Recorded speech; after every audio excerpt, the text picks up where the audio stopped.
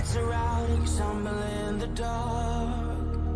You kept pushing on, but then you went too far. When your ship has sailed and all your dreams are lost, everything is wrong, you feel like it's your fault. Just remember, I will be there for you, baby. Remember, there's nothing out there to get you, don't forget it. When life feels lemons, just call on me.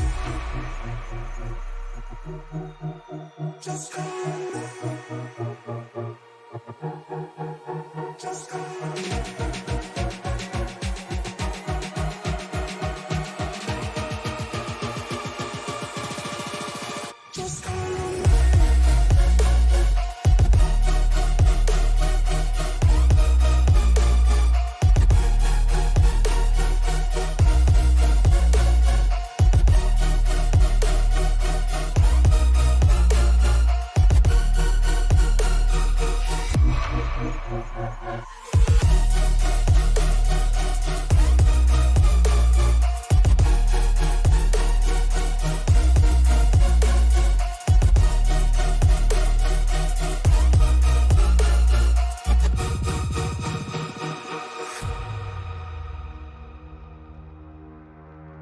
You're stronger now than you ever been. You gotta leave now, it's time to catch the wind. You will climb up high and look through the clouds, and when you're feeling low, I know you'll bounce back. Oh, and just remember, I will be there for you, baby. Remember, there's nothing out there to get you, don't forget it. When life throws lemons, just call on me. Just call on me. Just call on me.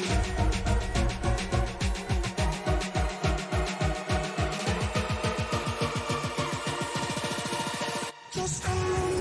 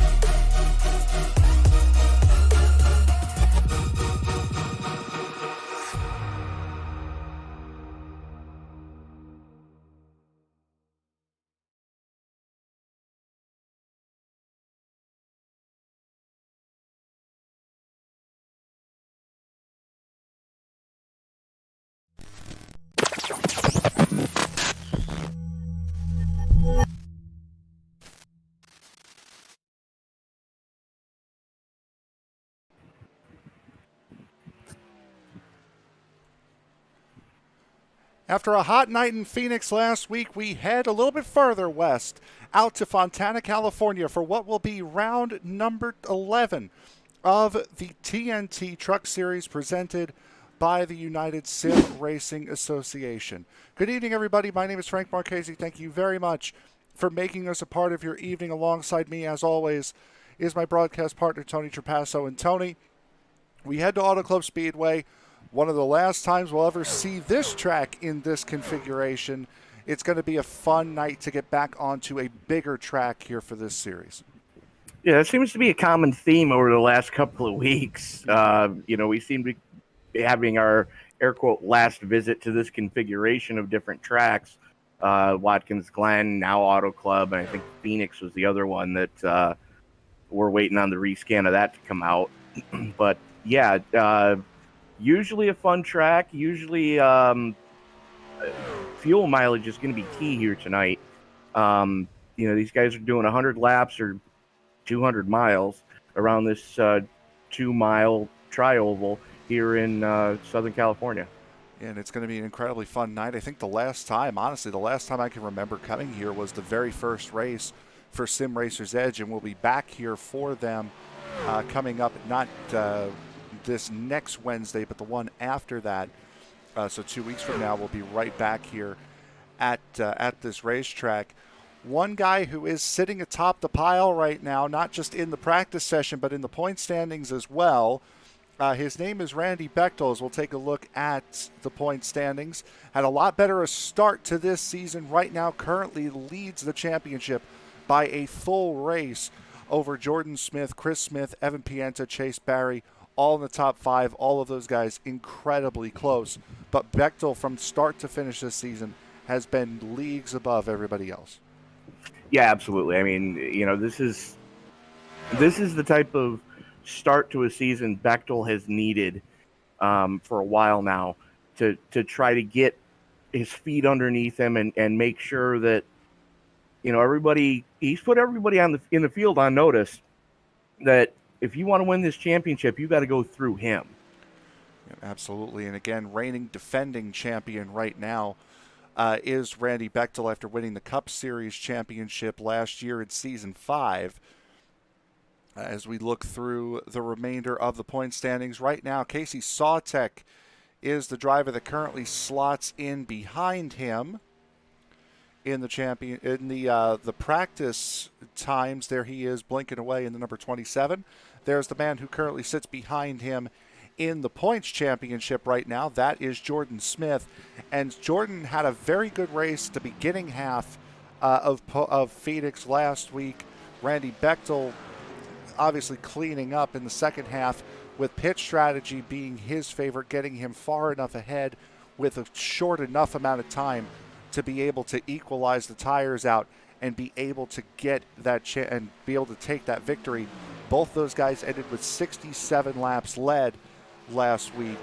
So for Jordan Smith, he is going to need a drastically bad night for Randy Bechtel, something like what we saw on Tuesday night with Bentley Glazer in Western States.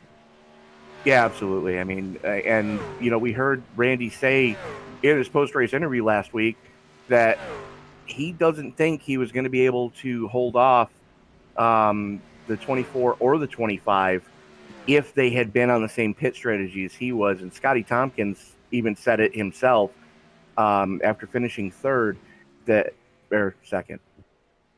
Anyways, okay. But Scotty Tompkins even said that had he gone down pit road at the same time that Bechtel had, and had those fresher tires at the same time, instead of dropping spots like he and Jordan Smith did, he probably would have been, right there and able to hold off any charges late in the race. So, as there is Tompkins, as we get done with this practice session, we're about to go into qualifying for tonight's event. As the session about ready to tick on over into qualifying. And Tony, we've seen it throughout this practice session right now. This is a very rough surface here at Auto Club. Part of the reason why the track is getting reconfigured completely is because this surface is so rough. This track being in Southern California takes a lot of pounding from the heat. Yeah, absolutely. I mean, it seemed like a bad idea at the time category, but we did it anyways. Asphalt, with the amount of sun and heat this track has to deal with year-round in Southern California, was a bad idea from the get. And all you got to do is just take a look at a place like Bristol. Bristol at one time was paved asphalt, and they switched over to concrete, and they haven't had as many track problems at the time. And then take into consideration as well, y'all get Mother Nature pissed off at you on a regular basis, and she starts shaking the snow globe. So that can't help things either. And this is supposed to be the sister track to Michigan, but you can see all the different seams of where they've had to fix this joint since it opened. I don't blame them for wanting to reconfigure it. And from what I've heard, when they do finally finish the reconfigure, it's going to be concrete. And it's expecting to be essentially a 1 mile oval, very akin to, say, a Nashville Fairgrounds kind of deal on this, taking the normal front straightaway here as they have it and essentially turning it right around back on itself and doing it again. As Johnny Rapp sets the first time and the fastest time thus far, Chris Smith has crossed the line in his number 81. That will move him up into the second position.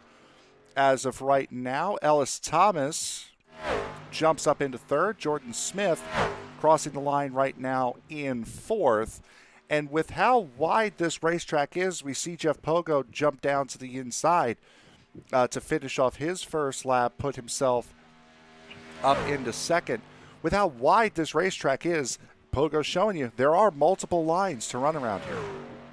Yeah, absolutely. And we're going to see, as has been the MO all season long, as the tires start to wear out, you're going to see the guys start to move higher and higher on the track to try to carry as much speed through these sweeping corners as they possibly can. As Chris Smith goes to the top of the pile, Ellis Thomas immediately bumping him off, and there goes Jordan Smith.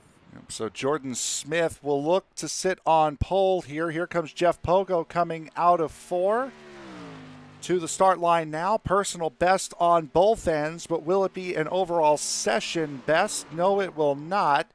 He actually falls down a spot. Here comes Scott Tompkins to the line in the number 25, and Tompkins will jump up to 5th. So a good qualifying effort for the 25. Here comes Evan Pienta in the 00. 15th right now. See where he jumps up to. He will jump up to 7th. So a good qualifying time thus far for Evan Pienta. So it looks Justin Winters the only driver on track right now eligible to take time. Coming to complete his second lap is Winters. Personal best on the first half, and with a minute to go, Justin Winters will go from 15th up to 11th. And right now, looks like everybody else is not going to get a lap in, including the man who's trying to get on circuit right now. That is Nicholas Lamb. He'll be able to start his first lap in the number 37, but he will not be able to finish it.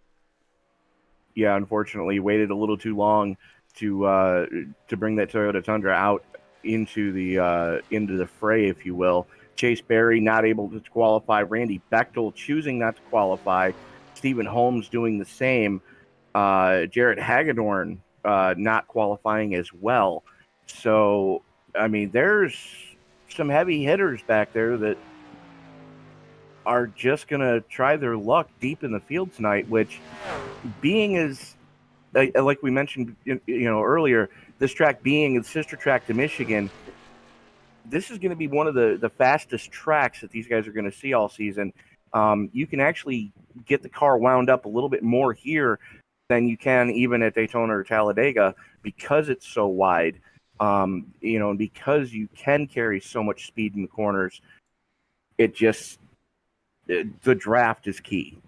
Absolutely. And 11 of the 27 competitors here tonight electing not to qualify. And let's take a look at how the rest of them will line up. Jordan Smith takes the pole with a 41.392. He beats out Ellis Thomas by 2/1000ths of a second to take the pole here for round 11. Chris Smith and Brandon Ayers will make up row 2 with Scott Tompkins and Casey Sawtek in row number 3. Evan Pienta and Johnny Rapp will sit in row 4 with Scott Stotler and Jeff Pogo making up row 5. Justin Winters and Jamie Leach will sit in row 6 with Anthony Reynolds and Tommy Cannon filling out row number 7. Row 8 brings us the last two guys to actually post qualifying times of Chandler Summers and Eric Holly. Then starting behind them, row 9 brings us Randy Bechtel and Dan Dill. Stephen Holmes and Chase Berry rolling off in row 10. Row 11 gives us Cody Levitt and Jared Hagedorn with Nick Lamb and Larry Poling in row 12. Row 13 goes to Mike Mock and Jacob Lamb, and with Dustin Lamb starting shotgun on the field in the number 10. A couple of big names here that are not participating in tonight's race. One of them a man who had sat on the pole of a lot of the races so far this season, Ryan Jones in number 7. Not a part of this field here tonight, as I believe going all the way back to the start of the season at Daytona, this is the smallest field we've had this season. And to think at this time last year, these guys were fielding a field size of about 17 and having incredible races. Nice to see they're up at 27 putting these races on, but still one of the lower car counts this season on one of the bigger tracks. Yeah, it definitely surprising there. The fact that these guys aren't there's not a higher turnout rate than there normally would be at a facility that you would like this that you would expect. This is normally one of the more popular tracks that we're going to see. Yep, absolutely. And going next week to the Circuit of the Americas for the first time, that's also going to be a race where car count might be a little bit difficult to come by, but these guys have put in so much effort all season long. I cannot imagine too poor of a turnout at Circuit of the Americas next week. Looking at the weather conditions going into tonight's race, 65-degree ambient temperature, 66-degree track temperature. It is going to be a nice and cool race for these guys all throughout the field here tonight to try to get this win for round 11 of this season. We're only going to have about 6 rounds left after tonight's race.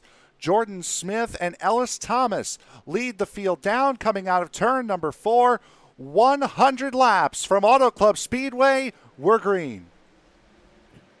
And bad news for Jeff Pogo. He just had a throughput on the pace lap, and so he's not going to be able to do anything tonight with this battle up front. As come on, sort you damn thing. Jordan Smith, Chris Smith, big contact. It's a big slide there from Chris Smith in the 81 down on that inside line. The inside line got a great jump on that restart. Jordan Smith breaks out ahead. Ellis Thomas in second. But that 81 of Chris Smith sliding on the inside really bunched this field up.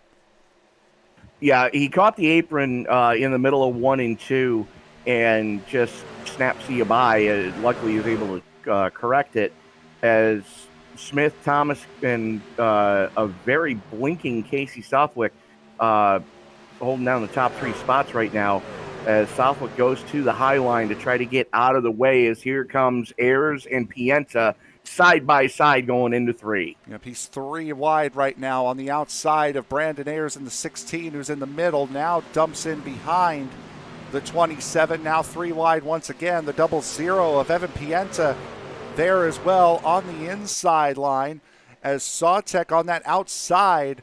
Really, I mean, that's a situation where somebody behind him has got to be saying, dude, just back out of it. We can't even see you. Oh, they're screaming at him right now. Oh, there he goes. There goes the 16. not knowing where Southwick was. Exactly.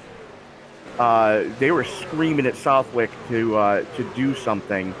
Dan Dill just had a throughput as well.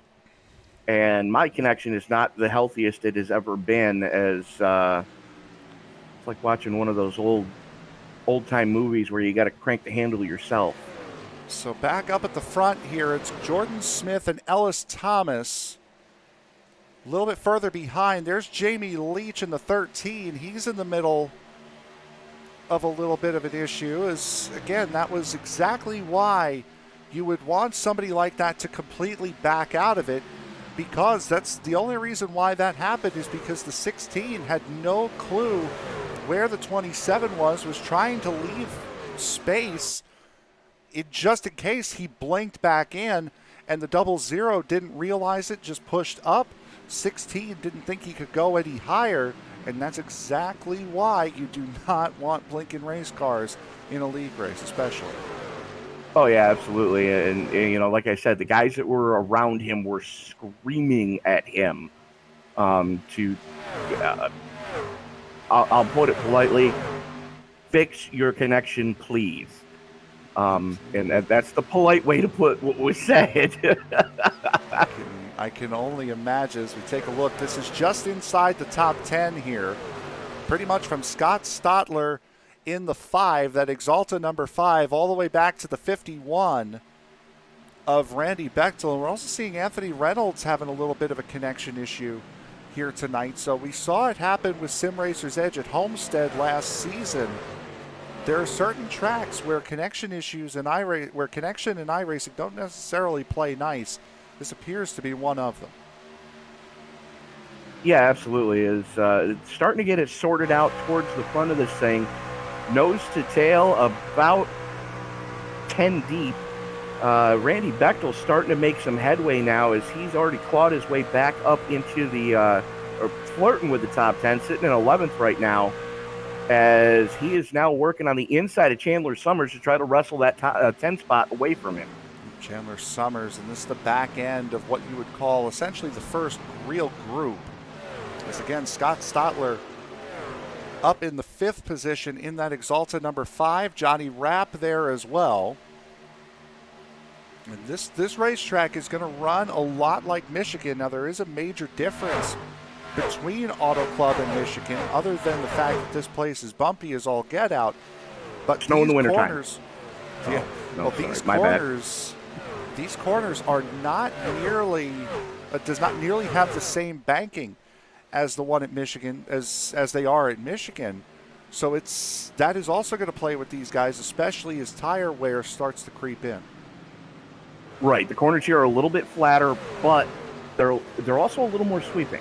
And if you take a look at the way Michigan is laid out, and if you laid the two maps over each other, you would see that the corners here are just a tick wider and the straightaway just a tick shorter than they are at the sister track in Brooklyn, Michigan. But that battle for 10th, just no quarter asked for, no quarter given, and those guys are just throwing haymakers at each other. It's Bechtel on the inside and Summers on the high line, able to get the run off a 2 and defend quite well right now. And this is another track where that outside line is going to reign supreme. You can get a pass done on the inside here, but you need to get it done early in the corner. Otherwise, that outside line is really going to creep up on you, as this battling here not only has dropped them off of the battle we were watching a moment ago between Jamie Leach, Scott Stotler, Justin Winters, and Johnny Rapp, it's also brought that next group behind them right up to them. Anthony Reynolds has caught up to the back of the 15 and the 51 right now. He's brought Evan Pienta, Stephen Holmes, Jared Hagedorn, Eric Holly there as well, with Brandon Ayers in the 16. All of these guys have closed back up. As Jamie Leach in the 26 trying to make something happen to get by Stotler in the 5, and now here comes Justin Winters to the inside in the 52, trying to make something happen as well to wrestle his way into the top 5. Leach on the high side, Winters on the low side. That's your battle for 6th. And don't look now, but there's Johnny Rapp as well in the 76, just riding right now and saving as much fuel as he can, because these guys are notorious for going long green flag runs. Rapp actually fell off of this group just a little bit. He's caught back up. The 52 and 13 having a good old scruff of it. Justin Winters has a win this season. Still looking a little bit further back. There is Anthony Reynolds trying to work that high side. Has Stephen Holmes under him side by side. Also the 16 and the 2. We got a battle for the lead starting to really brew as Ellis Thomas all over the tailgate of your second place in points, Jordan Smith. Smith has to have one of his best points finishes here tonight. He's already gotten the point for pole position. He's already gotten the point for leading a lap. He now has to win the race and lead the most laps to even have a shot at your current points leader, Randy Bechtel, who currently sits in the number 10 slot. As here comes Thomas to the inside. Ellis Thomas with a very good move going into turn 3, not running all the way down at that bottom, but still showing a lot of moxie here early on as there's Jeff Pogo flashing by in the foreground. He is returned. Currently the last car being scored. He is working on his 6th lap of the race. Everyone else working on their 12th. Daniel Dill has also returned from his throughput a lap ahead of Jeff Pogo. As Ellis Thomas now starting to slide back off a little bit. Scott Tompkins starting to work his way forward. Chris Smith keeping tabs with the 25. And just behind them, that 52 right now working on the 5. He's gotten around the 13, trying to get to Stotler in the 5. New paint scheme for your points leader, Randy Bechtel, as he's working the inside of Tommy Cannon to wrestle in the 9 slot away from him to try to continue his march forward. Working that inside, not getting a lot of drafting help, just doing this on raw driving skill right now as he finally gets that spot wrestled away from a very hungry Tommy Cannon.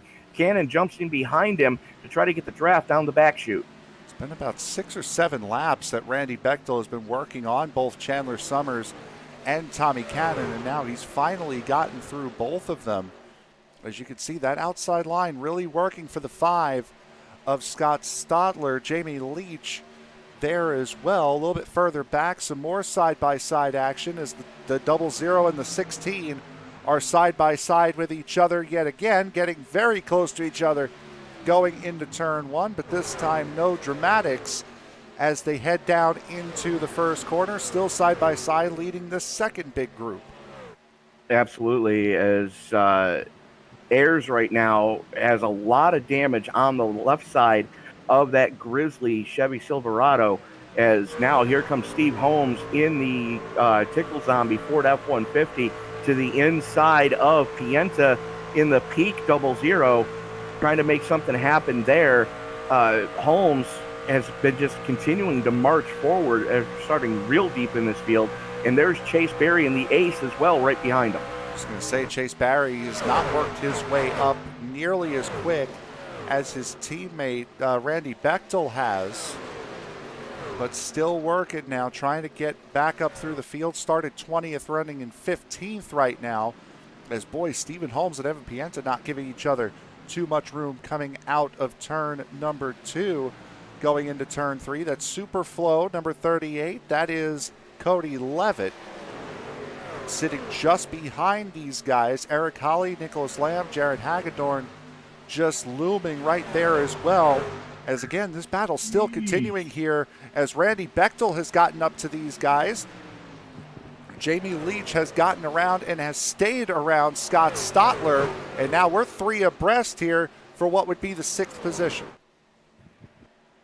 And the 76 of Rapp able to keep his foot in it to kind of get that sorted out a little bit. Rapp jumps to the inside to kind of defend against Bechtel. Bechtel kind of backs out of it as here comes Rapp side by side with Winters. Winters on the high side trying to make something happen. He's in the draft of the 5 of Stotler as they come across the stripe. We've got 16 in the books already, Frank. Yeah, this race has been going incredibly quick here. Jordan Smith, Ellis Thomas not missing anything. Those two still battling for first and second. Now Scott Tompkins has jumped up into the battle even closer as Thomas, you can see there in the background, Boy, still great racing there inside of that group between Jamie Leach and Tommy Cannon from 5th to 10th. As this battle for third now has gotten a little bit spicier, battle for second, pardon me, has gotten a little bit spicier even than the battle in the back. Yeah, absolutely. As you know, Scotty Tompkins wants to, avenge what happened last week at Phoenix. And he said last week, when we heard him say it, he loves this facility. It's one of his favorite tracks. And he's showing right now, running third and just giving Ellis Thomas everything he can handle. And don't count out Chris Smith, who we saw had that big oops on the opening lap, has clawed his way back into fourth. Qualified in the third position, did the 81 of Chris Smith. Now Tompkins looks for a big dive onto the inside, and he will make the pass, and he will make it stick on the 80. So 24-25, running positions 1 and 2.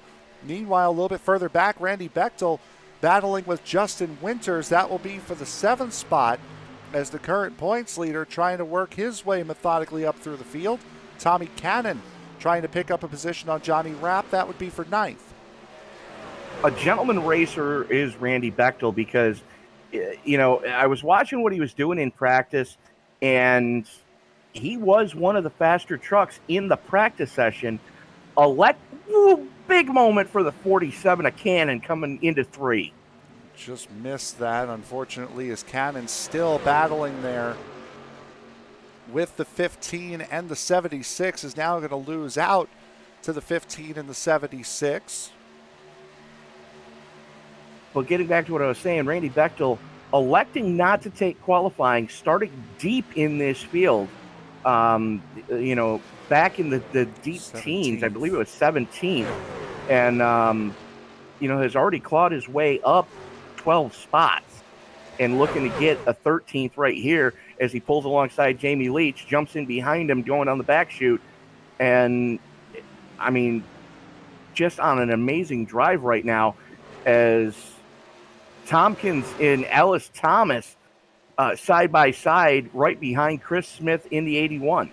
Chris Smith has gotten around both of these guys as Tompkins now trying to worry about that inside line with the with the 80 there. Oh my goodness, the 80 there.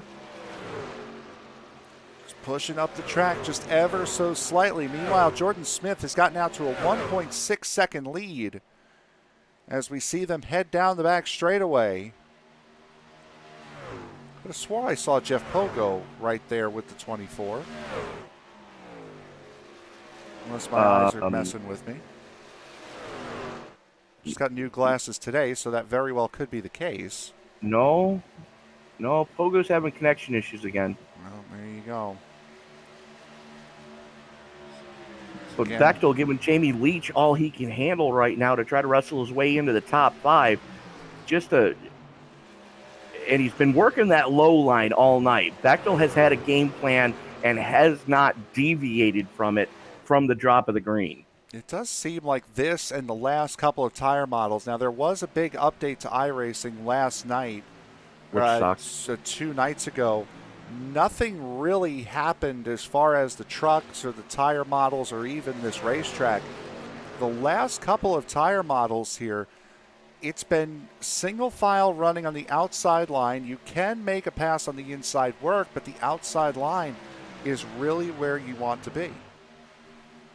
Well, that's come down to more aero model than anything else. True. Because with all of the full-fendered stock cars, they create an aero bubble. And it's fluid dynamics, and I can get into the engineering aspects of it. But the faster these cars go, it's like there's a balloon around the car. And you see it really well at Homestead, Miami, because now the real-world drivers are saying that you can feel that bubble as you get up by that wall, and you can kind of lean on the aero to help keep you off the wall at a faster speed than you could before. And that's kind of what we're seeing here is the side draft is so much more effective, and because you don't have to slow down to change direction as much in that second lane at just about every oval we're going to go to has been able to defend more effectively than we've ever seen it in the past. Absolutely, and it's also been a lot better, and the reason why I bring up the tire model is because it has been a lot better on the tires, guys going up to that outside line to defend not only position but to defend those tires. As we saw Chandler Summers work his way around Justin Winters a moment ago. Guys who finished 1 and 2 back at the season opener in Daytona, running 7th and 8th right here. Best race of the season since Daytona for these two guys, bar none. Absolutely is. Right now, Jamie Leach has a pack of angry hornets behind him. As here comes Stotler to the inside, trying to wrestle the 6th slot away, and Stotler just full send-it mode. Leach able to keep his footed in on that second lane, and you saw just how much Stotler had to lift to not drift up and get into Leach, and that killed all of his momentum, and he's about to hemorrhage spots. This is a track and car combination here where momentum is going to mean absolutely everything. And to go back to what I was talking about a second ago, both Stotler finishing 2nd at Daytona, Chandler Summers winning the first race of the season. These two guys ever since then have really been about mid-race guys, hovering in between, anywhere between 10th and 20th most weeks. These two solid top 10 cars here tonight. Chandler Summers has been moving up. Didn't have a great qualifying position. Started 15th. Second slowest of the guys that did take time. But he has worked himself up into that 7th position, having a very good run. Scott Stotler has been as high as 4th here tonight.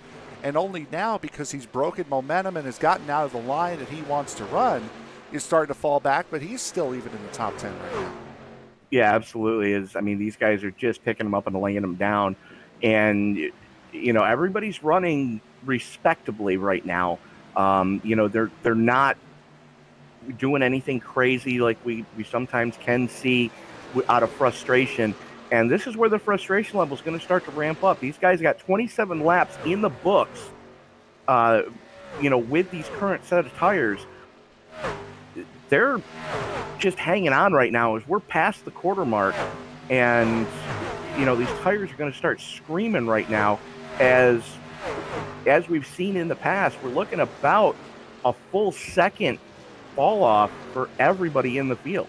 Not nearly as bad as what we've seen at a couple of other racetracks over the course of this season. As we take a look a little bit further back, that is Brandon Ayers in the 16 trying to make a pass on Cody Levitt to get into the 13th position. Brandon Ayers still on a comeback drive after this incident here.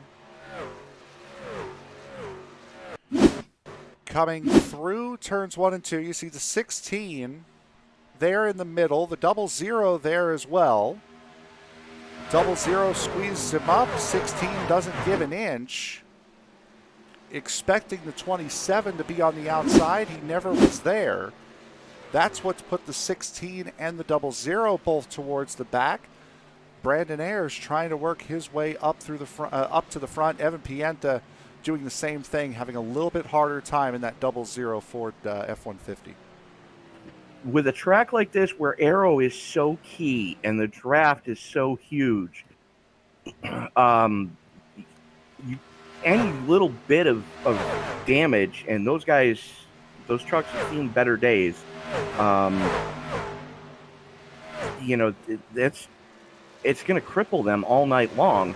And they're not going to have the speed of, let's say Chris Smith, Scott Tompkins, or Ellis Thomas, as right now Tompkins and Smith just throwing haymakers at each other for that second spot.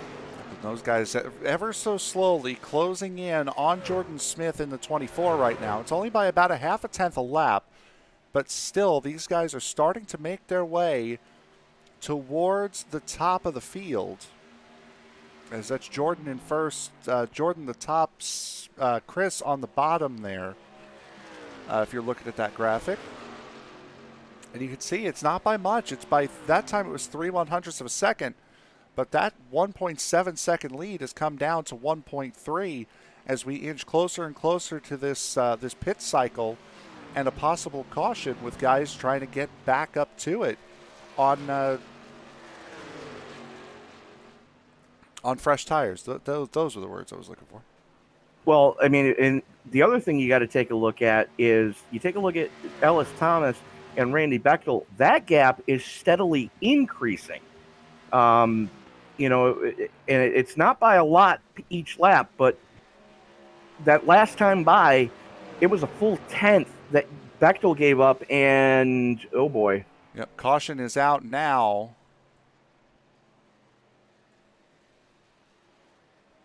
Looks to possibly be the 69 of Larry Poling. And yep, he's in pit road now.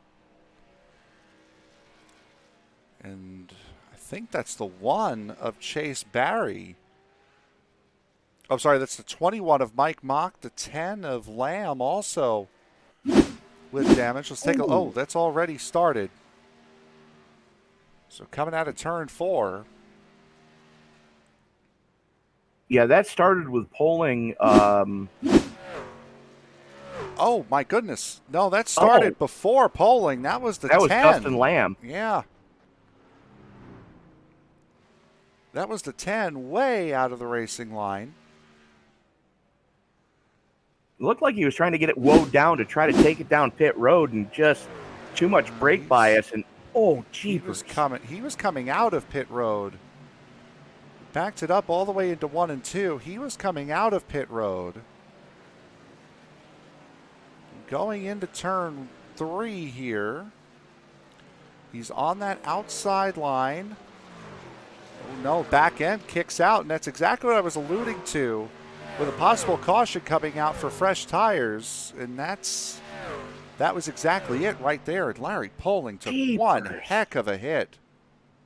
Oh, that's one of those accidents that you thank God this is a simulator moment, because Larry Poling just got center punched in the driver's door by Mike Mock, who had absolutely nowhere to go.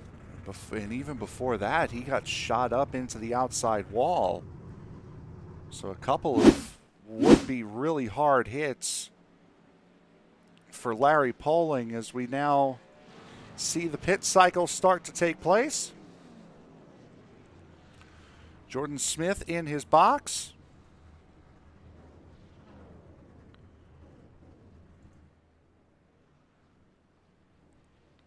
As seen some movement in the back there as tire stops getting finished up.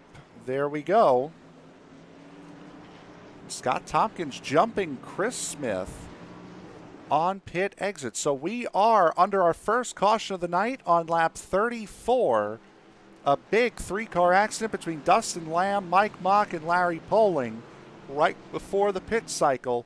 We'll take a quick break. We'll be right back. You're watching round number 11 from Auto Club Speedway for the United Sim Racing Association's TNT Truck Series. Back right after this.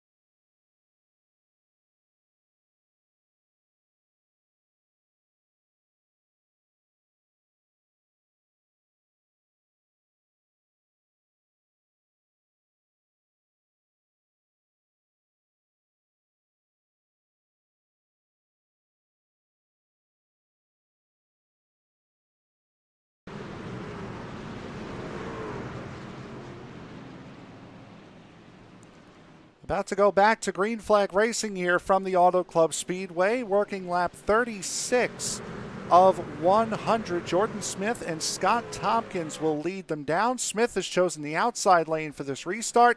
He'll get the jump, and he gets clear. Green flag back in the air. Smith able to show the way as here comes Jamie Leach on that second lane as well, trying to make something happen against both the 25 and the 81 as Tompkins and Chris Smith, as they are stem to stern right now, and don't look now, but I see a 51. The 15. Summers did the same exact thing that Chris Smith did, clipped the apron down in the bottom of 1 and 2. Sent him sideways and now sending him backwards. Something you kind of hate to see for anybody. But like I was saying, don't look now, but I see a 51 Bechtel's around. Bechtel gets it sideways.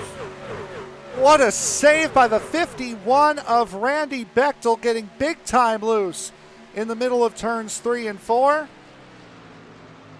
And a even bigger save for the 51. He didn't hit anything and nothing hit him, but he just dropped back to 19th. So now he's going to have to claw his way back up through the field. We saw him do it earlier in the race, get into the top 5, but he's going to have an uphill battle as we're getting ready to put 37 in the books. Jordan Smith showing the way. Just came around on him right when he went to gas it up to get out of the corner. And that's one thing we really have neglected to talk about here tonight, is how loose this racetrack gets on corner exit. This place can be very, very unforgiving when you put the throttle down, and partially it's the setup, and partially all these bumps that are in these corners. It does get very difficult to put the power down sometimes. And to make matters worse, if you take a look at the weather right now, 79% humidity. It's damp around here right now. It's cool. It's damp. There's no heat in the track to put into the tires. So some of these guys are struggling. Now, cool track temperatures usually mean faster laps, faster races. The cars enjoy it more. But again, those tires, not really, as Jamie Leach slides up into the second position between Jordan Smith and Scott Tompkins. So a nice run going for Jamie Leach at the number 13. But you're right, Tony, it does take a couple more laps when the track is cool like this to get heat in the tires, to get full grip. Yeah, absolutely. I mean, and we've seen three of the best in this league have issues, on starts or restarts on cold tires. That's very uncharacteristic of the 15 of Chandler Summers, very uncharacteristic of the 81 of Chris Smith, and extremely uncharacteristic of the 51 of Randy Bechtel. As right now, Jamie Leach giving Scotty Tompkins all he can handle on that second lane. Yeah, Tompkins trying to hold that position. We've seen Tompkins, though, especially here tonight, his car starts to really come alive about 10 or so laps into the run, so I wouldn't be too concerned about him losing that position, not just to the 13, but to the 81 as well. Chandler Summers now falling in line between Evan Pienta and Eric Holly. That will slot him into the 13th position as he starts to work his way forward. One guy working his way back, and you can see why on the right side door. That 81 of Ellis Thomas started outside pole here tonight, has caught the wall somewhere, and Chandler Summers has caught that apron again. Yeah, absolutely. Is big shake up there in the mid pack as Summers hemorrhaging spots. That was, I believe, Bechtel. Yeah, Bechtel's gotten around him. The 9 of Stephen Holmes and the 8 of Holly. Yep. Now the 37 of Nicholas Lamb as well has gotten around that number 15. So Summers has fallen now from, I believe it was about a 6th or 7th place position, all the way down to 18th as he gets a big hip check from the 16 of Brandon Ayers, and that puts him hard in the outside wall in 2. That was that's kind of ugly. I don't know if that was... It was just a meeting of the minds. Getting loose or what that was. No, it was the 15 coming down, the 16 coming up, and they just met in the middle as they were both trying to figure out how to get by Stephen Holmes in the 9. Yep, 16 with a big dive on the 15 going into 1. You can see that smoke. That 15 is done. That is a motor issue. That is end of days for the 15. Unfortunately, you've had such a good run here tonight. We'll look a little bit further back up through the field now. Johnny Rapp and Randy Bechtel. Bechtel taking over the 11th position.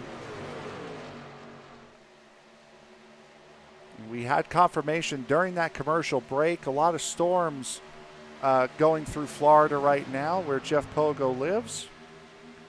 Says his power keeps going out because of those storms. He is going to call it prematurely here tonight. So the 4 had a good qualifying run. Unfortunately, it started off bad by him through-putting on the grid and tried to get back in, just could not do it. Mother Nature not playing ball as we see Tompkins trying to get around Chris Smith. Justin Winters there as well in the 52. And just behind them, Chase Berry finally wrestling the number 6 slot away from Scott Stotler. Cody Levitt looking to follow him through right now, as that is your battle for 7th between Stotler on the high line in the black truck and Levitt in the Superflow Chevy Silverado. Working on each other right now, as they're going to have to get that sorted out pretty quick because they've got a very hard charge in Randy Bechtel coming up, as Tompkins now has to defend against Justin Winters, as Winters has the preferred high line, and they're 3 wide. They are, as that's the 81 of Chris Smith. In the middle of that is Tompkins trying to stick to that inside. Ooh, almost contact there between the 81 and the 52. Sent the 81 right down the racetrack. Another coat of paint, and those guys would have been in deep trouble. Absolutely would have, as Chase Barry 1.2 seconds behind these guys and closing at quite a rate of knots by about 0.2 a lap on the pair and on the group in front of him. Scott Stotler bringing that second group along. Cody Levitt there, Randy Bechtel trying to get back around Evan Pienta. And Bechtel is almost completely recovered up into the 9th position as we take a look. Jamie Leach trying to hold on to that second position. Chris Smith, Justin Winters, Scott Tompkins. So Winters has gotten around Tompkins in the 25, and that number 81 of Chris Smith trying to work that inside, trying to root Jamie Leach out of that second spot. Yeah, absolutely. As Winters took the extreme high line to try to back up and get a run on these guys going through the 3-4 complex. And he's working on it right now, trying to figure out how he can time his runs, where he needs to time his runs to make sure that he's got the best run that he can coming to the line. As Smith still working that inside, almost gets up into Leach as Leach throws the block coming across the stripe. Jordan Smith sitting here without really much contest up in front in that number 24. Jamie Leach, Chris Smith, Justin Winters, and Scott Tompkins have been battling pretty much the entirety of this run. No one has put too much strain on the lead of that number 24, who's led all but one lap here tonight, and that one lap was taken from him under that caution flag with Brandon Ayers staying out to lead a lap.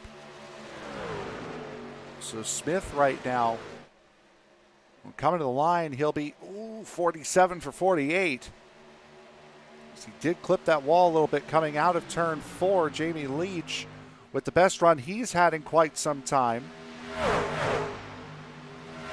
Leach is not afraid to throw that truck around, is he? No, he's not. You saw it in the Cup car last year. Leach had a lot of success on the bigger racetracks, and we saw him come in late, was really sporadic throughout the first month and a half of this season. Leach getting a very good run coming out of turn number 2, and he will make that position, he'll make that pass clean on Jordan Smith prior to getting to the corner. The 13 now is the one being chased as Smith takes a big swipe up to the outside. Well, he kind of had to, because if he tried to follow Leach, at least one of them was going to end up in the wall. And Jordan Smith isn't going to be happy. As what's good for the goose is good for the gander. Full send it mode for Smith. Pinches Leach coming off a 2. That could have ended 8 different kinds of poorly. That was slider line big time there for Jordan Smith as Jamie Leach comes right back at him. Chris Smith there as well. In the 81, you know what? Let's add one more. Scott Tompkins, throw your hat in the mix. And why not, Justin Winters? Have your fun, too.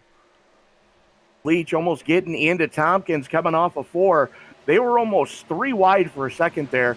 Leach jumps back in the line, but they are 3 wide for third. They absolutely are, as these guys, Jamie Leach put the pressure on Jordan Smith, and that was an open invitation to all 5 of these guys to get racing. As Scott Tompkins goes to the inside, he's going to take the second position, at least momentarily, as Jamie Leach is going to work back around him on the outside line. Now they single file out before they fan out again going into 3.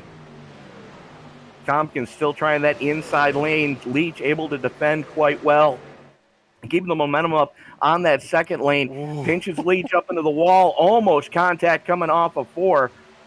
They get it all sorted out. Is just an angry pack of hornets right now behind Jordan Smith, who continues to show the way.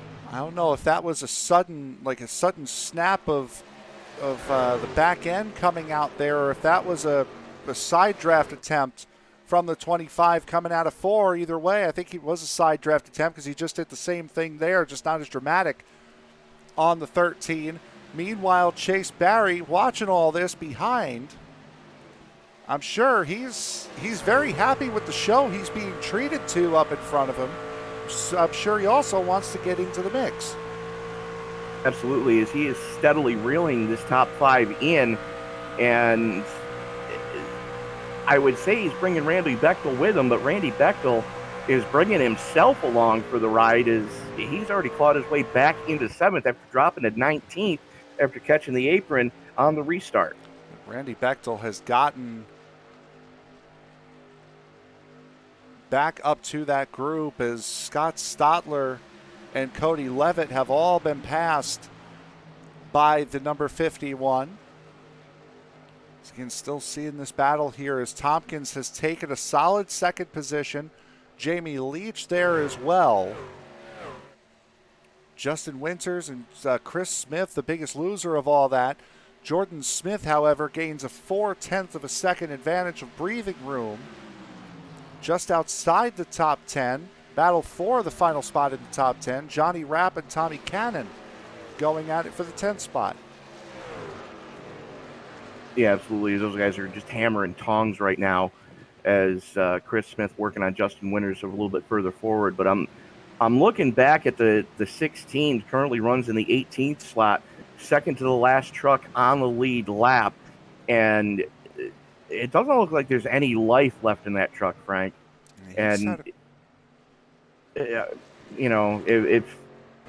if your clothing looks like that truck and you have no life left in them, you need to go over to ticklezombie.com and let Brian know that we sent you, because they have some great spur of the moment ideas on their shirts. They don't just sell t-shirts, they sell hoodies, mugs, pens, mouse pads, whatever you want. They can put their designs on there to make even the undead take notice. And just go over to ticklezombie.com. There's no need to think about it. It's a no-brainer. Just let Brian know we sent you, and even the undead will take notice with your new apparel. And there is the number 9, ticklezombie.com Ford F-150 running in the 15th position. Is Stephen Holmes right now, trying to chase down Evan Pienta and Nicholas Lamb. Eric Holly getting into it now with Tommy Cannon. That's for the 11th spot. Best run of the season we've seen out of Eric Holly thus far. This is going to be one of the last big tracks that we go to this season. Again, with Circuit of the Americas coming up next week, it'll be the first time we see the Truck Series there on the channel. Looking at the rest of what's coming up, here this season. So again, it's COTA, then it's Dover, a 1 mile oval. Darlington, that's a difficult challenge of its own. Then we go to the short track of North Wilkesboro, Bristol after that, Talladega, and then Kansas. This is really the last chance for some tame racing before we get to the season finale at Kansas. And these guys are making it about as stressful as they can.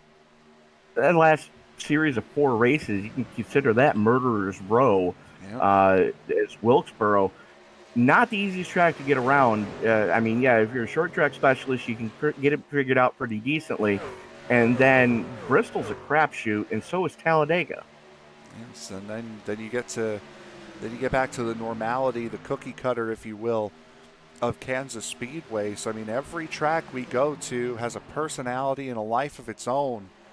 The rest of the way up until we hit that Kansas Speedway, and that's what's left on the USRA schedule. What's up on our schedule coming up tomorrow will be the Circle B Diecast Super Speedway Series. They will be at Daytona in the ARCA cars. Sam Cooper Bennett and Tony will be in the booth there tomorrow night. Coming up on Saturday, Jake Sperry and myself will be at Circuit of the Americas a little bit earlier for the season finale, the Season 3 finale of the E-Formula 3.5 Series. They will be at Circuit of the Americas, 1:30 p.m. Eastern Time start. Coming up on Monday will be the Rowdy Energy Cup Series at 8:20 p.m. Sam and Tony there again. We will be at the Indianapolis Motor Speedway, the Grand Prix circuit of Indianapolis, not the Oval, for round 24 of that season. Only a couple rounds to go before we get into championship playoff racing. And then the first end of the Tuesday doubleheader will be the MX5 Pro Series. They will be at Imola with Jake Sperry and Sam Cooper Bennett on the call, 2:50 p.m. Eastern Time, coming up this upcoming Tuesday. So as we work with about 41 laps to go, Jordan Smith has led all but 2 laps here tonight. Scott Tompkins in second, Jamie Leach third, Chris Smith fourth. Chase Barry has worked his way up into this top group. He is up to 5th. Randy Bechtel has found his way back up as well after sliding through turns 3 and 4 on the opening lap of this run. We're getting closer and closer to green flag pit stops. You're watching the TNT Truck Series presented by the United Sim Racing Association from Auto Club Speedway. We'll be back right after this.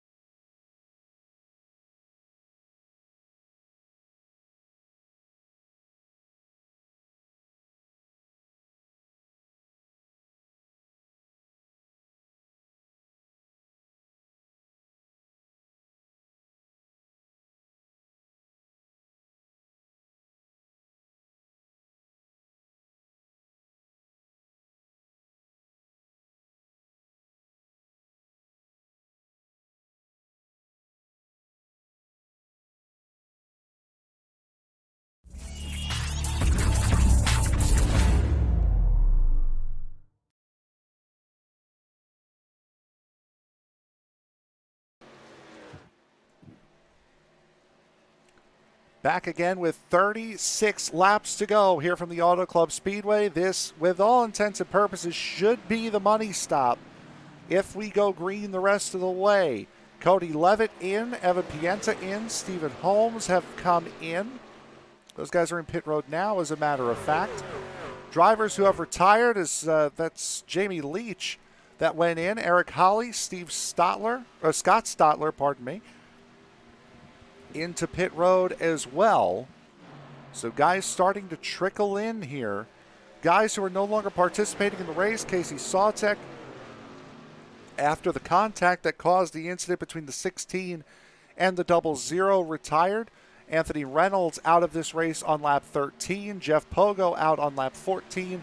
Dustin Lamb out on lap 29. Larry Poling on lap 31 after the contact that brought out the caution. Here comes a mass of the leaders all in. Randy Bechtel, Chase Barry, Justin Winters stay out.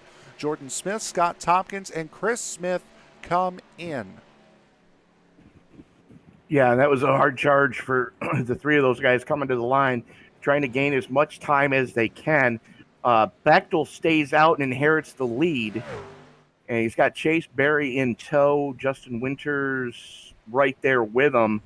So, I mean, this is going to be interesting. It's green flag stops usually give us a big shuffle, and you know as well as I do, the undercut is so huge at some of these tracks.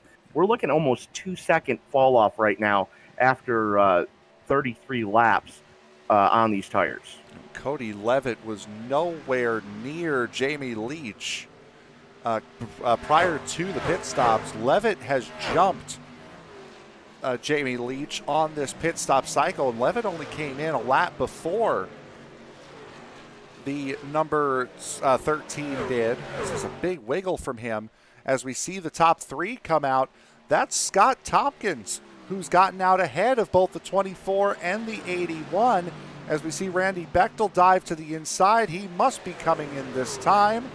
He is certainly, he's certainly not coming in this time. There's a big wiggle there from the 81 of Chris Smith as they try to heat these tires up.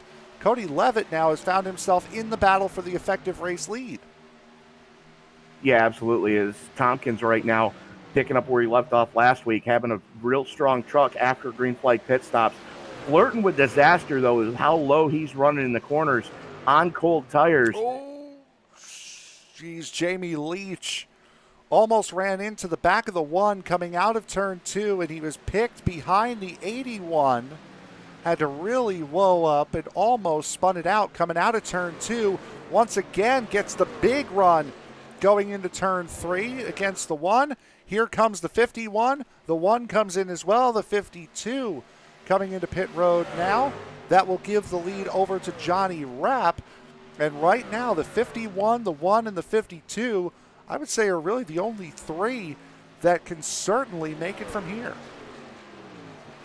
Yeah, absolutely. As those guys stayed out long enough to get within a guaranteed fuel window, as the 24 of Jordan Smith, the effective race lead right now, as he's gotten around the 25 of Scotty Tompkins. And how about Cody Levitt? I mean, just an amazing pit stop. Was able to get that undercut happening as he's now working to the inside of Tompkins as they all work their way around Evan Pienta. And that was a big-time pit strategy move there. As we could see, they come out completely flip reverse from the way they came in. They came in 51-1, 52. They come out 52-1, 51. And they come out a big gap away. A good 5.5, almost 6 seconds between the 51 and the 24 right now. Good for the 24, not so much for the 51, who's got to do a lot of chasing and catching up as Justin Winters slides coming through turns 3 and 4 as a great save, not hitting that outside wall in turn 4. Cold tires, cold track, damp track. I mean, like I said, these guys were flirting with disaster with as low as some of these guys had been running. So that promotes Chase Berry up into the number 9 slot, as now Jared Hagedorn in the deuce inherits the lead. Nick Lamb peeling off. Jordan Smith currently sitting in third, about 19 seconds off of Hagedorn. Trying to make something happen right now, as Hagedorn still has to make his pit stop. Lamb still in his pit stall, so he's going to drop. There goes Jordan Smith up into second, as now they're just waiting on Hagedorn to make his money stop. And, it's ball game on. Is some of these guys can make it from here. Some of these guys might run out.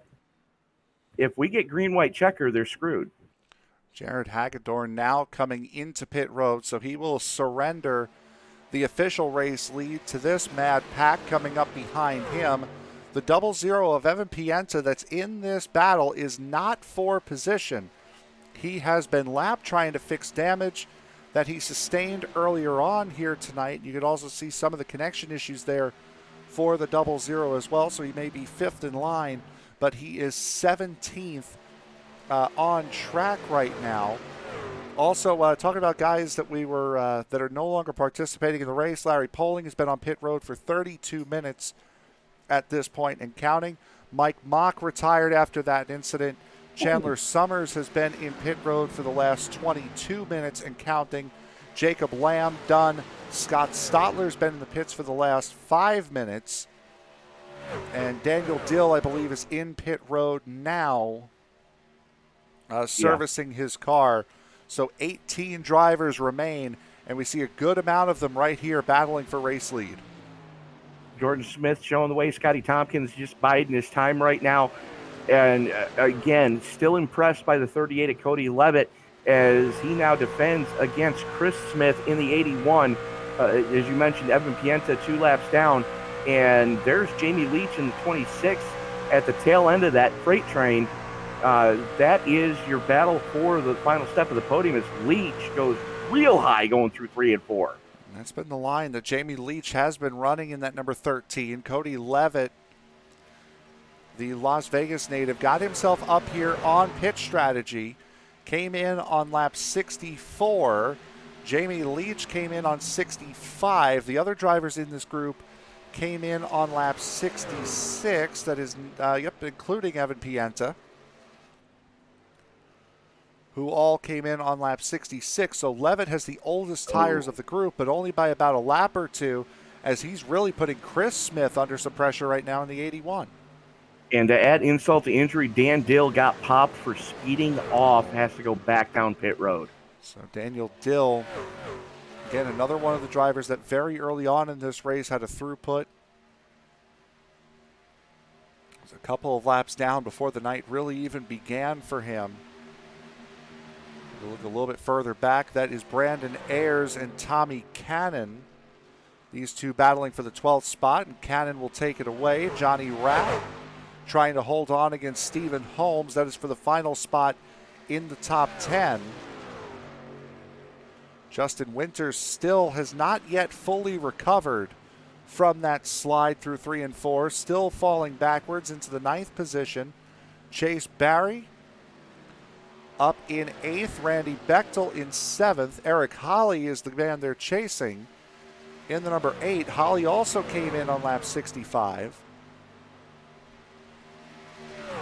With Bechtel, Barry, and Winters all coming in on lap 69. Johnny Rapp came in on lap 70. And then it's the battle up towards the front here as Jamie Leach gets to the outside of Cody Levitt, trying to take that 4th spot away.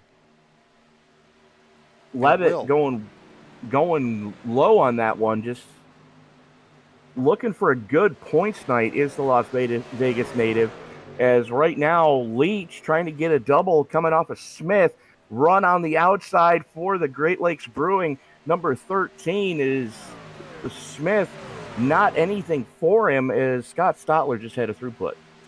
So Scott Stotler done for the night as well, as we see this battle for 3rd with Jamie Leach and Chris Smith. Eric Holly still trying to defend from Randy Bechtel, to no avail. Bechtel still about the same distance behind. Jordan Smith as he was when he came out of pit road. He was a tenth of a second faster than Jordan Smith that last lap. Scott Tompkins, about 0.02 of a second off of the 24, but that 25 certainly will have something to say come the end of this race. As he usually does, one of the best on saving tires, especially towards the end of these runs, as Chris Smith looking to wrestle, looking to try to get that third position back. As Cody Levitt still hanging around in that fifth position. Be a solid night for Levitt. Be his best finishing position of the season by far for the number 38. And we've seen him around all season long, inside of the top, really between 7th and about 15th is Levitt. A very good run here tonight at Auto Club as Chris Smith trying now to defend from the 38 rather than attack the 13.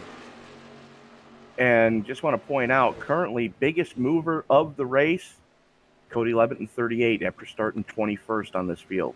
Plus 16, did not put down a qualifying time, did the number 38. This battle for third rages on here with 20 laps to go as Jordan Smith crosses the line. Johnny Rapp still trying to fight now with Justin Winters. And Rapp, who has a little bit of a tire advantage on the 52, will take the position officially at the line, but does not have the 52 cleared. Should have him cleared going into turn 1. And I believe it does have him cleared, but that 52 running right up in that outside lane, that very outside lane, is going to get one heck of a run here. Maybe try to make a move going into turn 3. Instead, he's going to push the 76 all the way down the straightaway. And then swing wide going through 3 and 4 so that he doesn't turn the 76 of Rapp. And Rapp running a more traditional line, low in the corners, high in the straights, able to, kind of make it happen a little bit better than the 52 of Winters right now, as Chris Smith throws it to the inside of Jamie Leach. That's your battle for the final step of the podium. Yeah, but you could see the two drivers looming in the background, those two, Payday Racing, number 51 and the 1. Randy Bechtel and Chase Barry getting closer and closer and closer. The battling between these three, however, has definitely hurt them. They have fallen off by 2.4 seconds off the back of Scott Tompkins in the second position. So these three now kind of on an island at the moment, with Evan Pienta just hanging out, trying not to get into the battle, with Randy Bechtel and Chase Barry bearing down on them at the rate of about a half a second a lap with how hard these guys are racing each other. And those guys are actually praying for a caution right now because we're 18 to go. It'll be 17 this time across the stripe. Jordan Smith in command of this one, about seven truck lengths to the good over Scotty Tompkins. Tompkins, though, no danger of really losing the podium if this stays green, as long as he keeps it safe. But that battle for the final step of the podium, really hot and heavy right now. Those would be 7 Matchbox trucks that could separate Jordan Smith and Scott Tompkins right now. Only about a quarter of a second between the 24 and 25. Now, this is the order that these two finished last week at Phoenix. Jordan Smith with a couple of wins this season. Scott Tompkins has one earlier on in the season, second round of the year. If I remember correctly, it was Kentucky was the second race of the season. Yes. Jordan Smith with 2 victories to his name on the trot so far this year, winning at Worldwide Tech Raceway at Gateway and then winning at Michigan, the sister track to this one. So no wonder Jordan Smith has had so much success here tonight, as Chris Smith, Jamie Leach, and Cody Levitt appear for the moment to have settled down, and I think that's because they see what's coming up now, less than a second behind them. Randy Bechtel, your championship leader, up into 6th. And if they can keep Bechtel from getting into the top 5, this is going to be a huge point night for Jordan Smith. As we mentioned earlier, he got the point for pole position, point for leading lap. He has clinched most laps led here tonight. And if he can get that extra bonus for winning the race, it's going to be huge to try to bite into that points lead that Bechtel has. Both of those guys, both Jordan Smith and Randy Bechtel, both having led 67 laps at Phoenix last week, both got the point for leading the most laps, as there will be no sharing of a point here tonight, as Jordan Smith has been dominant all race long, and the about 4-second gap that these two have built up to that second group there is going to be absolutely pivotal if we go green the rest of the way. Absolutely is. We are 14 laps to go. It'll be 13 this coming time across the stripe. And, I mean, these guys are just in lockstep right now at the front of this field. Similar to what we saw at Phoenix last week, it was very difficult for either one of them to get away from the other. And, they're showing right now that they've got two of the strongest trucks in the field. Jamie Leach putting a big block on Randy Bechtel after Bechtel takes the position away from Levitt. It'll be pretty much academical from here, as Bechtel takes over the 4th position. Chris Smith about 3/4 of a second up the road. Chase Barry about 3/4 of a second behind. Jordan Smith and Scott Tompkins 3.5 seconds beyond. So Bechtel is going to need to make quick work of Chris Smith in order to have some resemblance of time to catch up to the front pair. Yeah, should this stay green, and we're fully expecting it to, I don't think Bechtel is going to have enough time to reel in either Tompkins or Smith. The best he can hope for right now is to reel in Chris Smith, who currently sits on the final step of the podium. And this all goes back to him putting a little too much power a little too soon, right around here in turns 3 and 4 on the restart back on lap 40.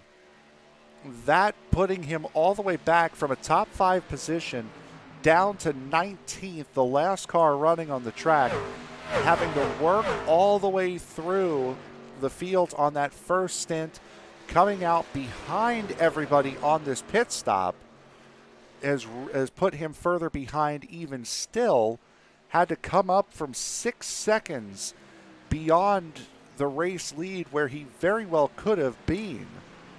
It's been a very trying night for Randy Bechtel as the 24 and 25 now begin to battle for the race lead. 10 to go this time across the stripe, side by side. Chris Smith in the white 24, Scotty Tompkins in the black 25. Still lockstep right now. No quarter asked for, no quarter given, as these guys are given room, but they're still running very hard, pushing on each other, not making any contact, and they've got to be careful, because the last thing they want is to let that group behind them reel them in, as that is an angry pack of hornets right now behind Chris Smith in the 81.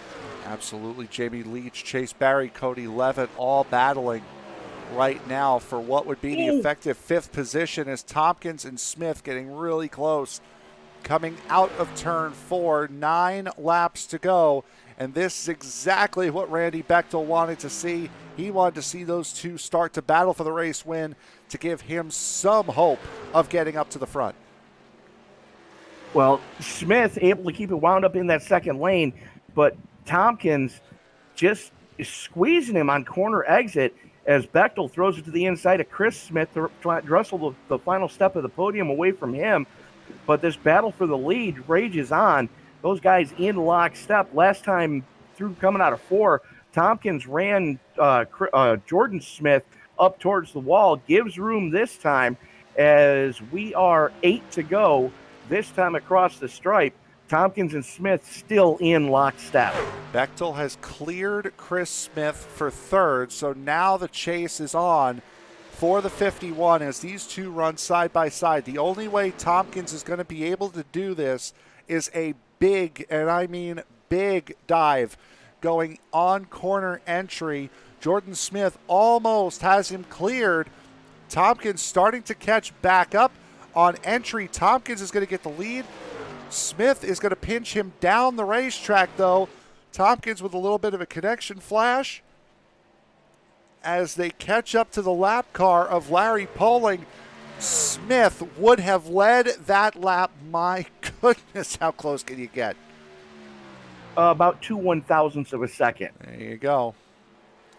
And it seems like every time we come to Auto Club Speedway here in Fontana, California, we always have amazing side-by-side finishes. If you notice this, dead even heat, the series opener for Sim Racers Edge. Again, they will be here not next Wednesday, or not this Wednesday upcoming, but the one after, before they take another week off. Scott Tompkins still trying to battle, coming to 6 to go. Randy Bechtel is chewing time out of this lead. It's about 0.4 of a second. Both of them make contact. The 24 in the wall. The 25 sliding down the racetrack in the grass, going up back onto the circuit. The 24 is going to get away with it. The 25 is going to as well. But Randy Bechtel has the run. He's got them now. Looks like the 25 of Tompkins was trying to pinch Smith. Smith was trying to make the corner and just didn't want to lift as 24 gives way. 24 of Jordan Smith gives way to the 25 and the 51 down the straightaway. So now it's going to be up to Scott Tompkins. Doesn't have a choice. To fend off the hard-charging 51 for the final 5 laps of this race, as Jordan Smith, who had not put a foot wrong all night long, is now going to go tumbling out of the top 5. Randy Bechtel to the inside of Scott Tompkins, looking for the race lead. Chris Smith now smelling blood in the water. And, I mean, that was just close race. I understand we're in the closing laps, but as hard as those guys were trying to pinch each other, knowing Bechtel is coming, it was a little early for that type of move. Scott Tompkins will have just beaten Randy Bechtel at the line there, as both of those two almost come to blows going down into turn 1. Bechtel has the advantage on the inside line. Tompkins still just barely holding the outside corner for 3.5 laps to go.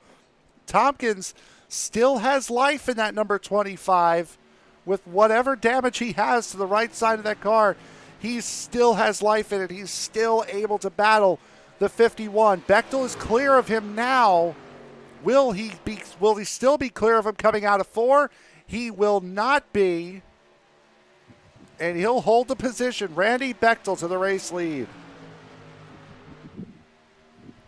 I'm still flabbergasted at what I just witnessed as Bechtel made his way up from 19th after the last caution, having that issue on the cold tires with the cold track and the dampness in the air.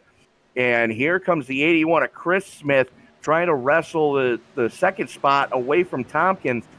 Tompkins just with a lot of damage on the right side of that truck after the heavy contact with Jordan Smith.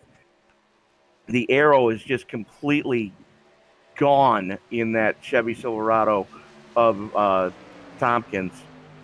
And Smith Chris Smith with a relatively clean truck trying to get that second step of the podium away from him.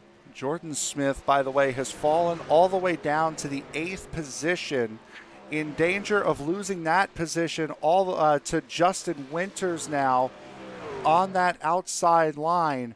As we come down to the white flag here, Bechtel holding the lead. Scott Tompkins now falls behind Chris Smith for second. And I'd like to point out that the sim, because of that contact with Jordan Smith, the sim gave Scotty Tompkins a meatball flag for all of that. And there's a lot of damage on that truck as Chris Smith wrestles the second spot away. Tompkins not done. White flag in the air.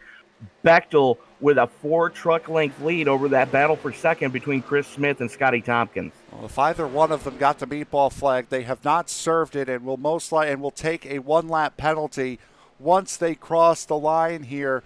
But it is Randy Bechtel, who, again, as Tony mentioned, fell back to 19th coming on the restart, was 7.5 seconds behind on this green flag run, comes out of turn number 4, his second win in a row, his 4th on the season. Randy Bechtel takes round number 11 here at Auto Club Speedway. Chris Smith second, Scott Tompkins effectively third at the moment.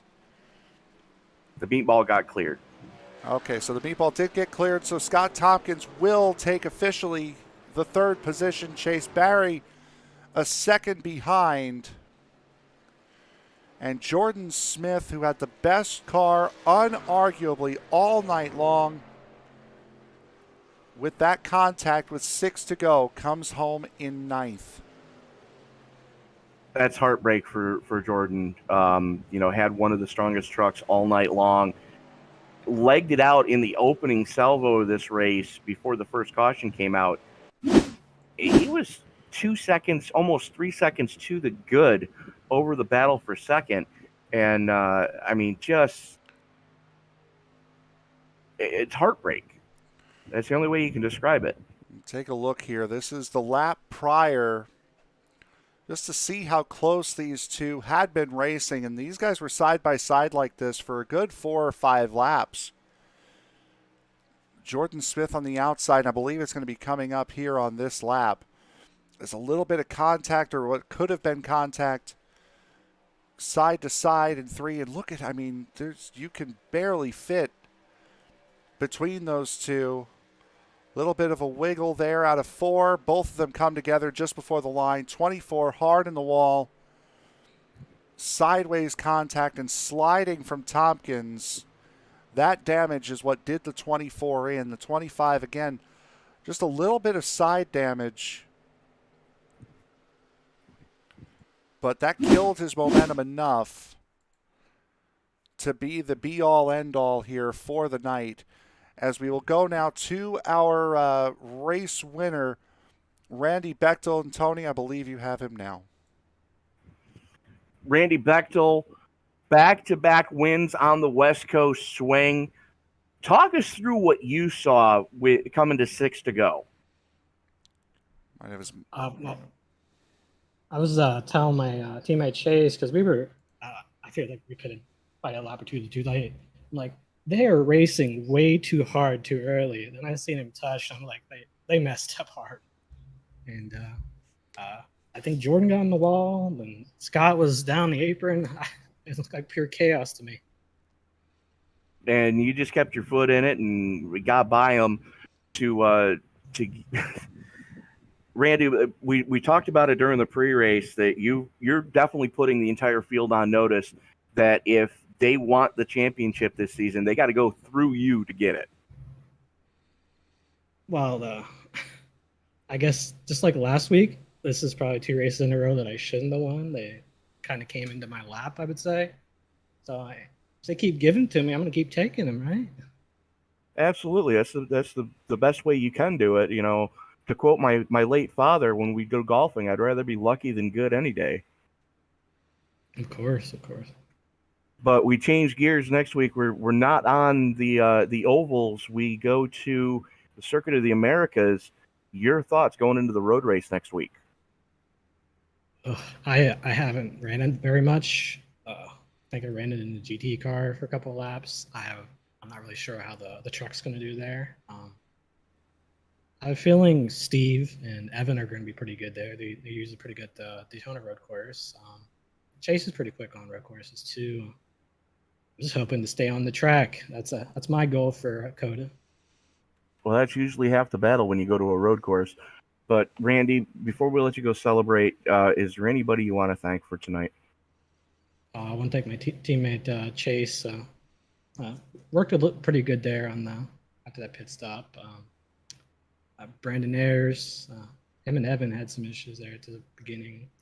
Chandler was running good till something happened, and I think Johnny got a decent finish. Of course, thanks to Tickle Zombie for coming on board for USRA, Jeff and Eric for putting on USRA, and of course you two guys for broadcasting.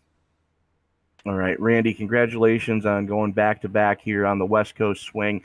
Looking forward to seeing what you can do in Texas next week. Thank you, guys. So that was Randy Bechtel, your race winner, and joining me now is your second place finisher here tonight, Chris Smith. Chris, you had a very solid run all night long, made a mistake on the first lap, but was able to quickly recover from that and sit up towards the front pretty much all night long.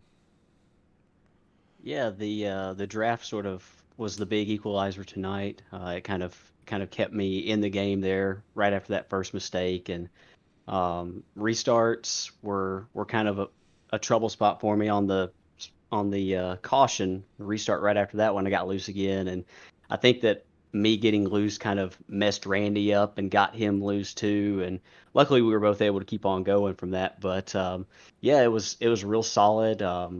Once I got going a little bit, I felt like I could roll the bottom pretty well. Some of those guys were rolling the top, and I just wanted to stick to the bottom. I felt like honestly I could save my tires a little bit better running the bottom, and luckily I had a little bit left there at the end.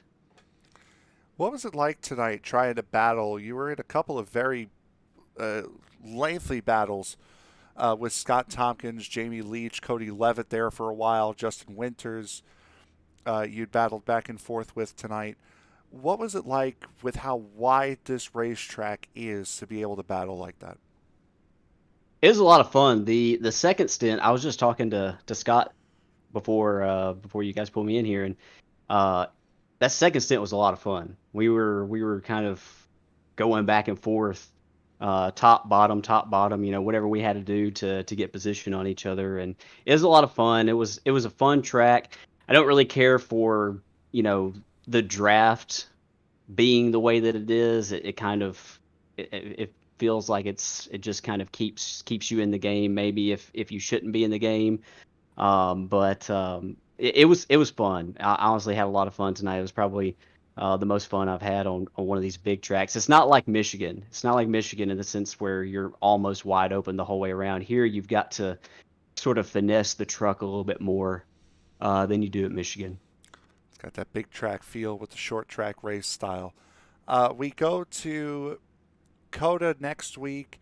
It's going to be a difficult one. Of all the road courses that had to be picked this year, is probably the most difficult and the most technical, especially for one of these big, heavy stock cars. What are your thoughts going into Coda next week? I'm cautiously optimistic. I don't have many laps around Coda. I have run some laps there. I have a couple of Daytona 24 starts the past couple years. So I'm hoping that maybe some of that experience will help me a little bit. But that's a very different road course than Coda is. Coda is a lot more technical. It's a difficult track. But I mean, I'm going to be there. I'm hoping a lot of guys show up. I think it'll be fun. It'd be cool to sort of step outside of our comfort zone a little bit and do something a little bit different. With discomfort comes growth. Anybody you want to thank before we let you go and celebrate tonight? Yeah, I'd like to thank my teammate Ellis Thomas. He gave me some pointers here these past couple weeks that really helped me out quite a bit. Like to thank Jeff and Eric for running the league, all the guys for being here, you guys for covering it and doing a great job covering it, and yeah, all the guys that are sticking around coming. It's a good core group of guys, it seems. All right, your second place finisher here tonight, Chris Smith. Bud, congratulations. All right, y'all take it easy. So with that, we will now go back to Tony with our third place finisher tonight, Scott Tompkins. Scotty Tompkins had a hell of a run going, able to salvage a third place finish after that contact coming into the closing laps of this race. Talk us through what did happen there. Honestly, I don't even know. I know I was going low every other lap, trying to get away from him, and he kept coming down on me. So I was like, you know what, I'm just going to stay high. And I know I was beating him in the drag race, so he was probably just trying to drag me back. I don't know if we netcoded. I didn't look at it, but we touched, went through the grass. Bottom split guy is going to be happy I killed the cone. Don't know how I made turn one, but then Randy's tires were just so much fresher. Mine were burned up at that point. And I just was like, you know what, I'll run for third. Well, you were able to salvage third. You and Chris Smith, though, you put up a hell of a fight for second. I gave it to him near the end there. I couldn't keep doing what I was doing, and I was pushing out to the wall. So I was just like, let him go. Maybe he can chase down Randy, and someone else besides Randy can win. But I was like, at that point, we were so far ahead of, I think it was Chase, and I was like, I'll settle for third. It's a good points night. We saw drivers all night long, especially on cold tires, have some issues with as cool as track conditions were and as damp as it was around this place tonight. Talk us through on coming out of the pits and on the restart there. How difficult was it to try to lay the power down? It was very difficult. One thing I had noticed in the first run, because at lap 1, I got very loose. So I was just like, we'll let it go for about 2 laps and then pick it back up. And everyone else, lap 1, lap 2, all the times we pitted, got very loose. Chris got loose and almost took out Randy at the caution, one of the cautions, I think it was. So I knew it was loose, so I took it easy. All run, I took it easy. I was lifting later than a lot of them, but not early in the run. I was lifting earlier to save my tires and get runs on them later. All right. Well, Scott, we go to something completely different next week, and Circuit of the Americas, and your thoughts going into that road course. I might not even make it. Picking my wife up in Florida, so I have, I think, a 12 o'clock flight. I'll pick her up, fly back, and then drive back to Connecticut from New York, so I may miss that. Even if I make it, I'm horrible at road courses, so you'll see this thing looking like a refrigerator every corner. All right, then. So, new paint scheme for Scotty Tompkins next week, the Frigidaire number 25. But, Scott, is there anybody you want to thank tonight before we let you go? I got to thank Lee Dawson from Poblocki Sign Company for coming back the second week. Maybe I'll get lucky. He'll come back for a third week. He's my good luck charm at this point. You guys at ESPN doing what you guys do for us, and Eric and Pogo for putting on the league here with USRA. And it's a lot of fun. All right, Scott Tompkins, congratulations on your second podium in a row. Looking forward to seeing if you can make it to Dakota next week, what you can do there. All right, guys. I hope you have a good evening. I wish he would be a little bit more honest about his skill level and ability at certain racetracks. I mean, that's... I know, just, right? God.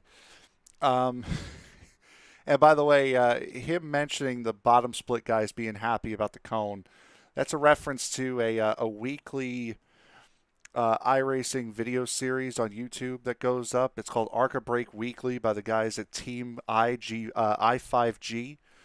Pardon me if you guys want to check that out. It is quite entertaining. But Tony, we come to a night here that was quite entertaining in and of itself. A bunch of great racing, a bunch of close racing, and I think Bechtel hit it on the head. Those guys really started to race a little too hard, a little too early, and that's what ended up putting them out. Well, I even mentioned that when the incident happened, is that those guys were going just way too hard. Especially with a hard charging Randy Bechtel getting onto the podium with less than 10 laps to go. Nothing is safe at that point.